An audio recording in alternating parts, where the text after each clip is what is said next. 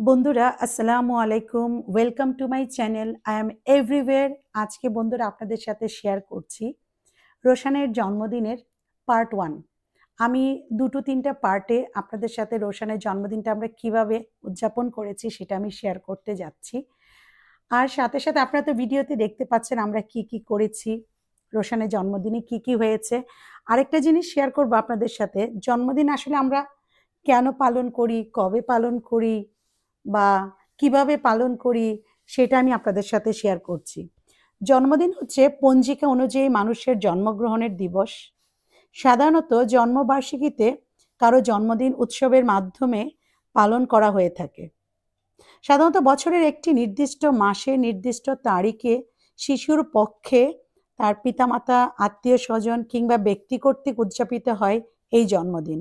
অর্থাৎ বছরের নির্দিষ্ট দিনে জন্মগ্রহণকারী শিশু বা ব্যক্তির জন্ম উপলক্ষে যে আনন্দ ঘন উৎসব আয়োজনের পরিবেশ সৃষ্টি করা হয় তাই জন্মদিন নামে আখ্যায়িত করা হয়। সাধারণত শিশুদেরকে কেন্দ্র করেই এ অনুষ্ঠানে আয়োজন করা হয়। তাছাড়াও বিশ্বের বিভিন্ন দেশের কিশোর কিশোরী, যুবক যুবতী সহ বৃদ্ধ বৃদ্ধদেরকেও জন্মদিন পালন করতে দেখা যায়। সাড়ম্বর উদযাপন ছাড়াও জন্মদিন উদযাপনের প্রধান মাধ্যম শুভেচ্ছা জ্ঞাপন। মানবীয় গুণাবলীর অধিকারী মানুষ আবেগপ্রবণ জাতি হিসেবে চিহ্নিত। মূলত মায়ের গর্ভ থেকে ভূমিষ্ঠ শিশুর 1 বছর পূর্তিতে জন্মদিনের আয়োজন করা হয় মহা আড়ম্বরে। সন্তান কিংবা ব্যক্তিকে তার জন্মদিবসটির গুরুত্ব, সামাজিক প্রেক্ষাপটে চিহ্নিতকরণ ও লোকদের সাথে আরও পরিচিত করাও এর অন্যতম উদ্দেশ্য। কিংবা বাবা মায়ের আদরের ধন হিসেবে শিশুটিকে সন্তুষ্ট ও খুশি করার জন্যও জন্মদিন পালন করা হয়। আমরাও ঠিক একই উদ্দেশ্য নিয়ে রোশানের জন্মদিনটি পালন করা। আর রোশানের জন্মদিন পালন করতে গিয়ে আমরা চেষ্টা করেছি সেই কাজগুলো করতে, যে কাজগুলো করলে রোশান খুশি হবে, আনন্দ পাবে এবং তার মনে একটা স্মৃতি হয়ে থাকবে যে এভাবে তার জন্মদিনটা উদযাপিত হয়েছে। আর একান্তই ওর খুশি কামনা। রোশান ভালোবাসে তার বন্ধু বান্ধবদের সাথে চলতে, খেলা করতে। তো রোশানের জন্য সেরকম তার সব বন্ধুদেরকে নেমন্তন্ন করা হলো যারা সোনারগাঁয়ের অধিবাসী, তাদেরকে। তারা এসেছে, তাদের প্যারেন্টরা এসেছে। রোশানের জন্মদিনে অনেকগুলো অ্যাক্টিভিটির মধ্যে ছিল যে বন্ধুদের সাথে ও টেন্টের ভিতরে খেলা করবে, গল্প করবে। একটা পোর্টেবল সুইমিং পুলের অ্যারেঞ্জ করা হয়েছে, সেই সুইমিং পুলে জাম্প করবে। তো রোশান যদিও নামেনি সুইমিং পুলে, কিন্তু ওর বন্ধুরা নেমেছে, খুব এনজয় করেছে। তোজো যে ওর বন্ধু, তোজো তো দারুণ এনজয় করেছে। নিতাংশ, তারপর পীয়ূষ দারুণ এনজয় করেছে। আর সবচেয়ে বেশি এনজয় করেছে ওরা চা খেতে।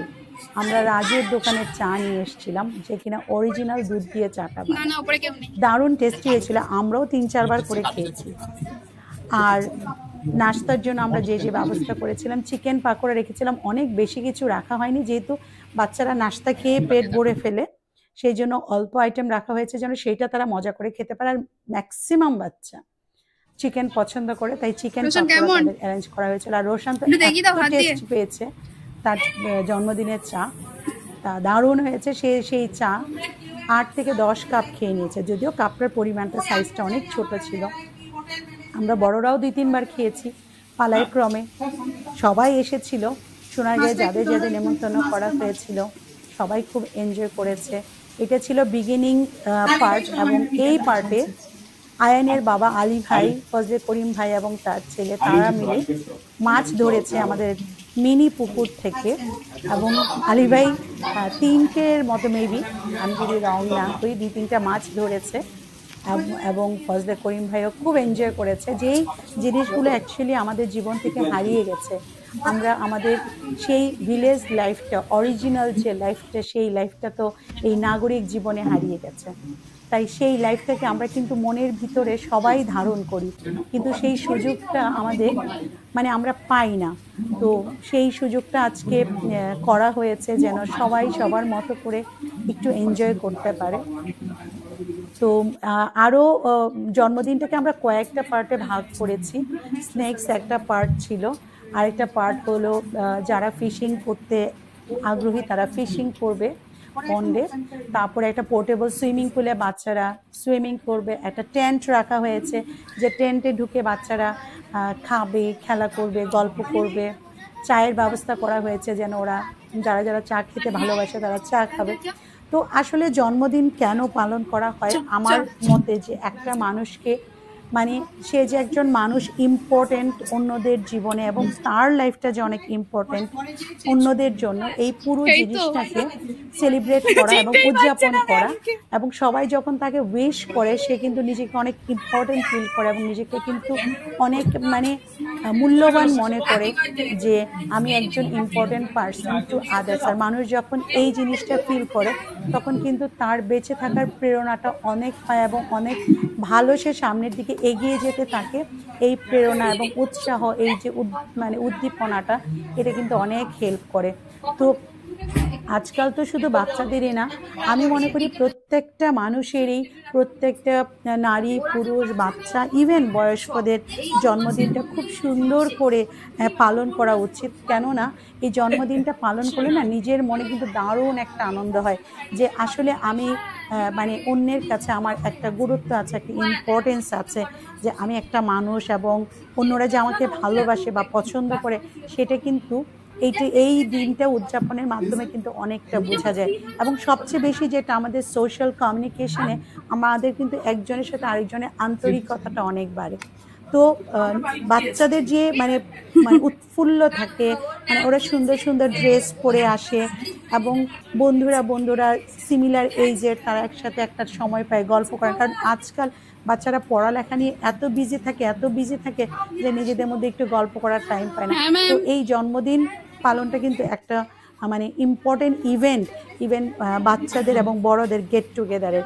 তো সেই দিনটা আমরা চেষ্টা করেছি সবাই যেন সবার মতো করে একটু খুশি মনে আনন্দ করে মানে দিনটাকে আমরা উদযাপন করতে পারি, যেন বোরিং না হয় যে গেলাম খেলাম চলে আসলাম। এভাবে জন্মদিন পালন করা থেকে একটু অ্যাক্টিভিটি বেস করার আমরা চেষ্টা করেছি। বাচ্চাদের জন্য কিছু গেমস ইভেন্টস রাখা হয়েছিল যেন বাচ্চারা খেলে এবং তাদেরকে কিছু পুরস্কার দেওয়া। ইভেন বড়দের জন্য ইভেন্ট আমরা সময়ের জন্য করতে পারিনি, সেটা আমাদের প্ল্যানে ছিল।